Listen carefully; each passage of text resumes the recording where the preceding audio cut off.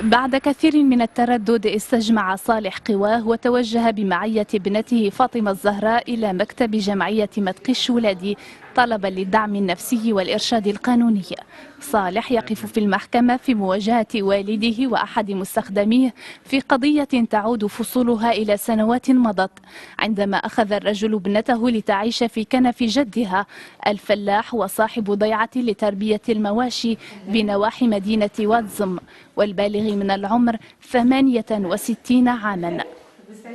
هاد البنت هذه عطيتها للوالد عندها 5 سنين وهي عنده، طلبني عليه قال لي عطيها لي، عطيتها له مشري على امي وخوتي كلهم شي 12 عام، عطيتها له بقى تابعني قال لي غتجي عندي انت مرضي معايا غتريح معايا. مشيت عنده في العيد الكبير تندير العيد ديالي وتنريح تنعيد معاه كل عيد تنمشي عنده، خوتي حتى واحد ما تيجي عنده. هي هذيك الوقت وقع لي بينه وبين نقاش بغا نتناقش انا وياه، قلت له راه غنمشي بحالي، قلت له راه غندي بنتي، قال لي البنت اللي غديرها حامله. صالح لم يتوقع يوما بأن عواقب قراره بترك ابنته تترعرع في بيت والده ستكون وخيمة.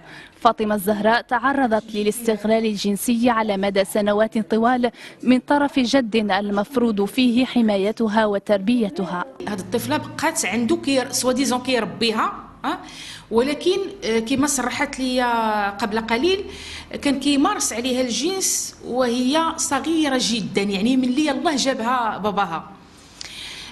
فكان كيمارس عليها بشكل سطحي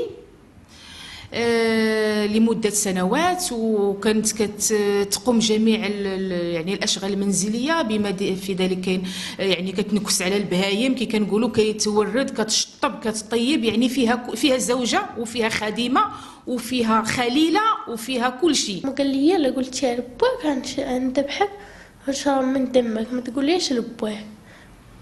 صافي وانا ما قلتيش لي، بقيت ساكته، تنبغي نهرب، تنفكر وكان ما عارفه فين نمشي، ما عارفه لا طريق لا والو. صافي وانا نبرك، ما عارفه مين نجي، ما عارفه مين ندوز. لم تتمكن فاطمة الزهراء من كسر جدار الصمت إلا بعد أن قام أحد مستخدمي الجد بتعميق المأساة وأقدم على افتضاض الطفلة قبل أشهر. بعد علم جدها بالأمر أصبح يعاشرها معاشرة الأزواج، بل ويحرص كل الحرص على أخذها حبوب منع الحمل. دابا جدي ملي كنت صغيره كانت تنعس معايا، ملي ملي بغى يمشي عند بنته خلاها معايا الساعة 5، خسرني هذاك.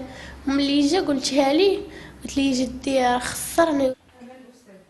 تطور خلاف بين الأب والابن أدى إلى افتضاح السر، وعلى الفور تقدم صالح بشكاية في الموضوع يطالب فيها هيئة العدالة بإلحاق أقصى العقوبات بالمتهمين.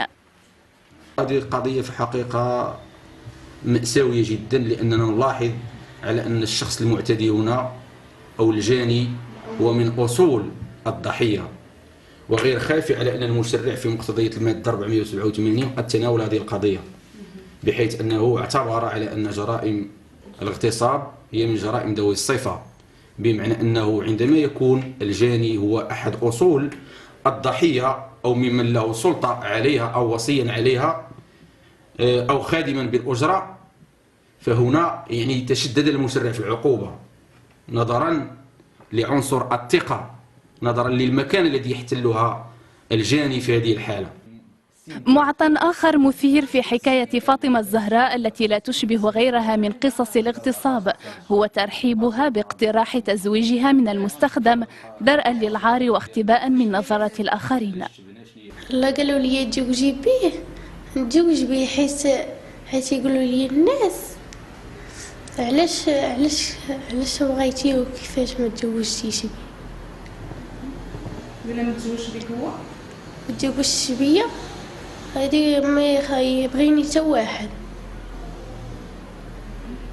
راجل كبير وعنده 5 الاولاد، ما يمكنش وما عندوش، ما يمكنش انا نعطي بنتي تكرفص عنده.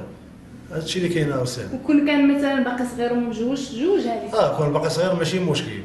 السيد راجل كبير وما عندوش تكرفص لي على بنتي، ما يمكنش انا نعطي دريه وقصيره، ماشي هذا هو اللي كاين. العقليات اللي خصها تبدل ماشي حتى القانون، ولا الفوسور ولا نهضروا على فصل 475 والبوند ديال ولا الماده 19 ولا الماده 20 ولا الماده 21.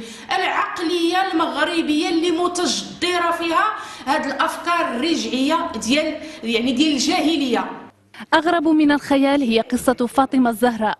يصعب تكييف وقائعها لا قانونيا ولا سوسيولوجيا ولا نفسيا، ما بين الاغتصاب والاعتداء الجنسي على طفلة وزنا المحارم.